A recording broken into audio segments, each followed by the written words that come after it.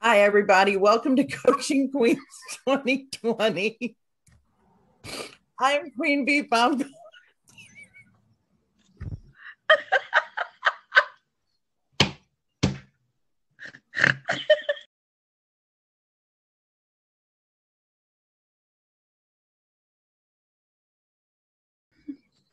Hi, everybody. This is Coaching Queens 2020, and I am Queen Bees Baumgarth. I'm Queen Bees Buhrow. Keep going.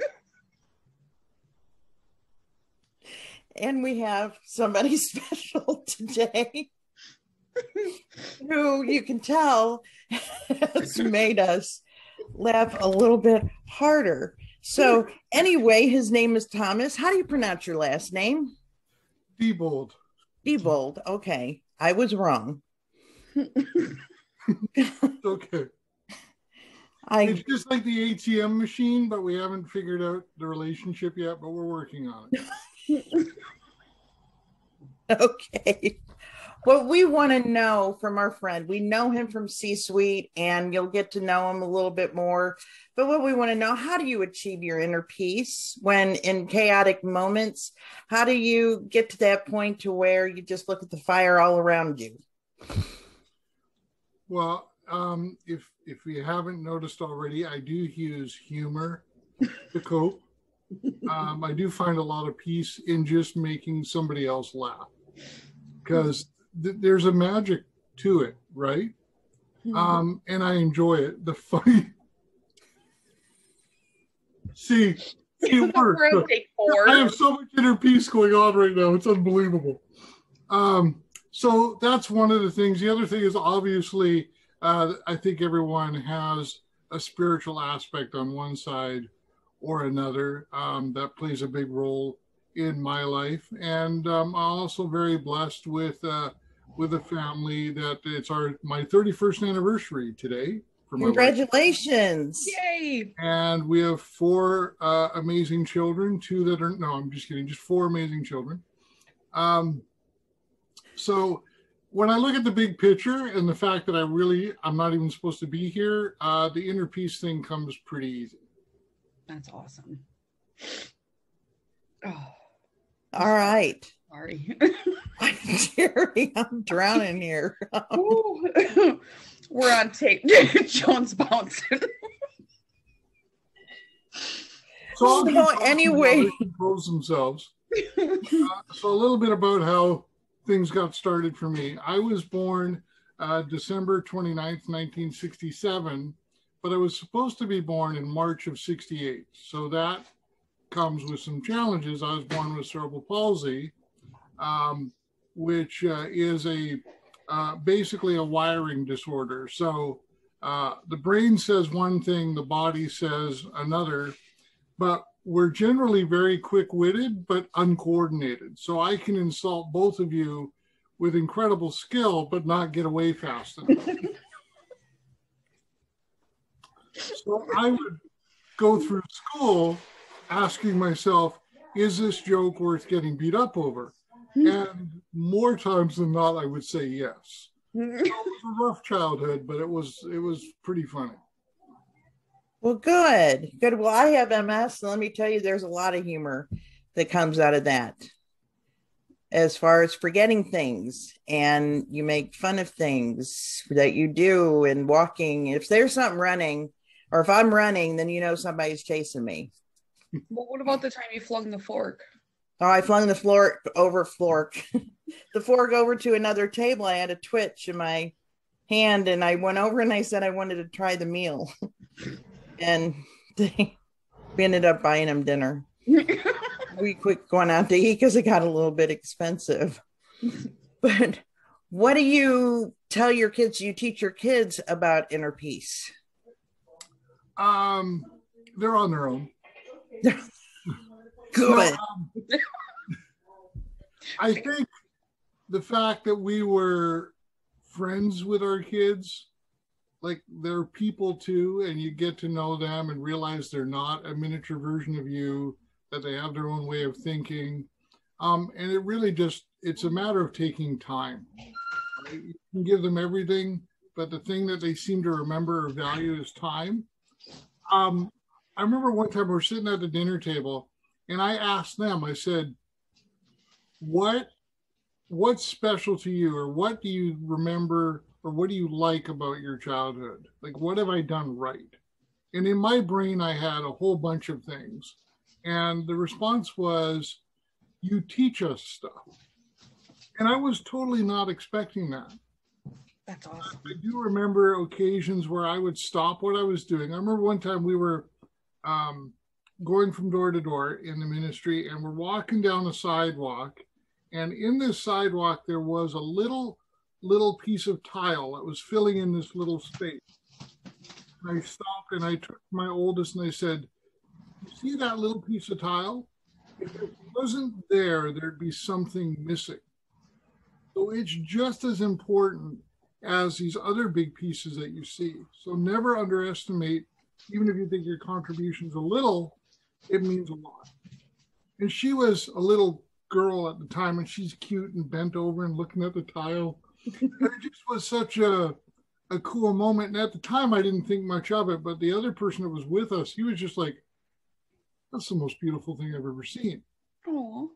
But that's just sort of the way I tried to be as a dad, because I'm not real responsible, but I'm emotionally aware. Let's just put it that way. That's beautiful. That is. So that's one of the things. I want them to reach their potential, but I want them to care. Mm-hmm. And I think that's where a lot of the inner peace comes from. Because I look at them now, they're 16, 20, 23, and 26, and they're really cool people. And considering where they came from and everything, I'm impressed. Like one of my daughters, I want to be like her when I grow up, like way more responsible than I am. And my son does some really cool stuff too. So it's fun watching them in spite of, because as parents, let's admit it, we have no clue what we're doing, right? No, we don't. We don't have a clue what we're doing now. We're the product of people that didn't know what they were doing. True story. So, we either do the same or the opposite. Sometimes a smart mix of the two, but it's a journey and it's fun. And I'll shut up now. Sorry. No, don't shut up. No, No, I think that's awesome. So do you and your wife play off of each other for inner peace at all? Like when one of you is disrupted or struggling, does the other one ever step in to help? Or is it more like me and my husband, we throw food at each other and then leave the room? We're usually the reason the other person is struggling.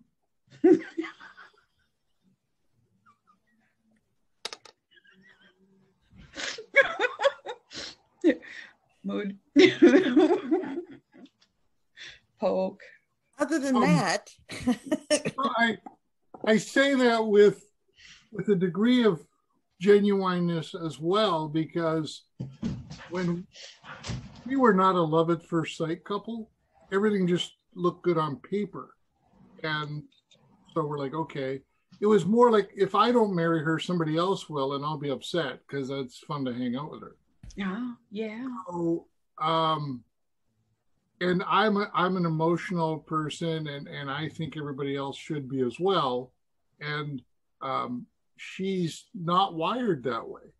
Now, the beauty of that is I don't think she would put up with me if she was emotional, right? Mm-hmm. So for her, she just sees a bit of the emotional chaos and doesn't notice it. Therefore, it doesn't impact her, right? Okay. And I'm not having to react to somebody who's as upset as I am about little things. So as much as we're frustrated with each other, it apparently works. Right. 31 years. I probably would be very difficult to satisfy either way. So I am my biggest problem, and she has no problems. So it seems to work out. What about work? When things don't go, when things go haywire, how do you find an inner peace with that? I don't let it affect, things don't go haywire. Okay. And if they do, it's not my fault, even if it is. So, and that's one of the beauties of our relationship. She doesn't want to be the point person for people, and she doesn't want to be the instigator. But everything in the middle, she's amazingly efficient at, and I want nothing to do with that part. So we're one of the few couples that actually can run a business together. That's awesome. And we've had several that we've run together or helped people do, and we enjoy that. So, like, if we could spend every minute of the day together working on stuff, we'd be thrilled. That's great. Well, we appreciate you stopping by and spending time with us.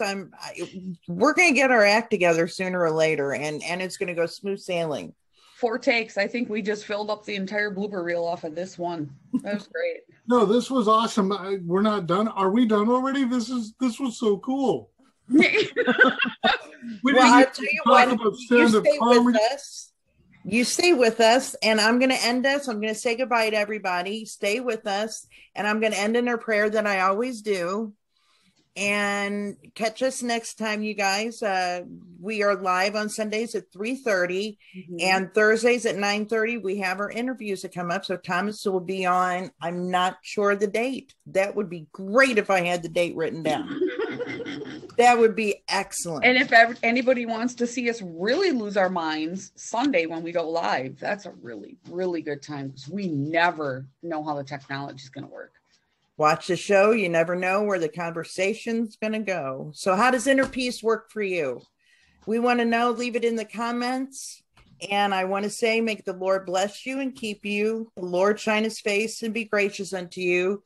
The Lord turn his face towards you and give you peace. Bye, everybody. Thanks. Bye.